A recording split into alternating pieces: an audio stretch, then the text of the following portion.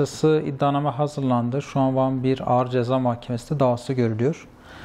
Olayda ateş ettiğini kabul eden ve tanık beyanından geçen kişi tek şüpheli olarak dosyada yer alıyor.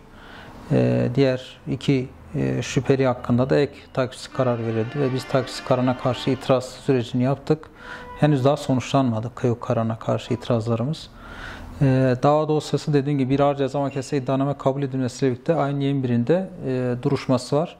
Olası kasla adam öldürmeye sebebiyet vermekten bir kamu davası açılmış şu anda. Dava dosyası başından beri çekindiğimiz ve dile getirdiğimiz husus şuydu.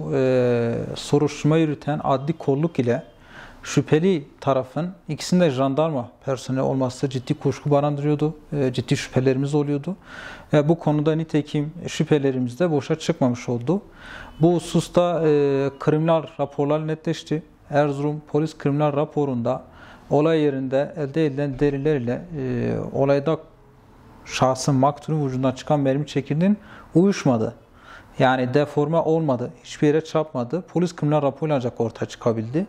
Tabi evveliyatında şüpheli şahıs sırf jandarma kriminal raporunda mermi çekirdeğinin çapı ve miliminin ateş edilen silahla uyuşmadığı gerekçesiyle tahliye edilmişti. Açıkçası tahliye gerekçesinin hukuki dayanağı ortadan kalkmış oldu Erzurum kriminal raporla. Ancak bu hususta tekrardan bir tutuklama tedbiri falan uygulanmadı şahsa. Bunun devamında bizim dava sürecine gizlilikten kaynaklı müdahil olamadığımız ancak yazılı taleplerde bir hasta talep ettiğimiz hususlar oldu.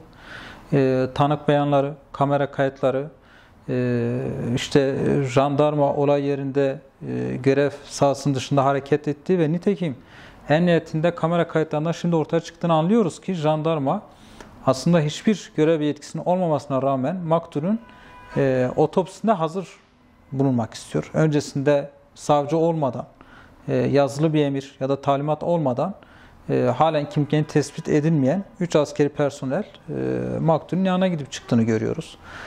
Daha sonrasında diğer deliller, tanık askerler yönünden bir baskın olduğunu düşünmekteyiz. Dosyada bir Ağır Ceza Mahkemesi'ndeki duruşma gününde tabi bu hususlar daha bir netliğe kavuşacaktır diye düşünüyoruz. Soruşturmanın genişletilmesi taleplerimiz olacak. Bu konuda hem baromuzun hem de ailenin avukatı olarak da ciddi takipçisi olduğumuzu söylemek istiyoruz. Muhakkak ki burada esasında her ne kadar bir adam öldürme olayı adi bir suç gibi gösterilmiş olsa da biz bunun devamında özellikle olaydan sonra suça karıştığı iddia edilen kişi olay yeri terk şekli, görev sahalarının dışında hareket etmeleri ve deliller, tanık beyanları yönündeki baskılar, bu yöndeki kolluğun özellikle soruşturma yürütmesinin konusundaki şüphelerimiz ve bölgemizde bildiğiniz üzere Van özellikle sınır bölgesinde bu tür olaylar sıkça yaşanmakta ve bir cezasızlık durumuyla karşı karşıya kalabilmektedir.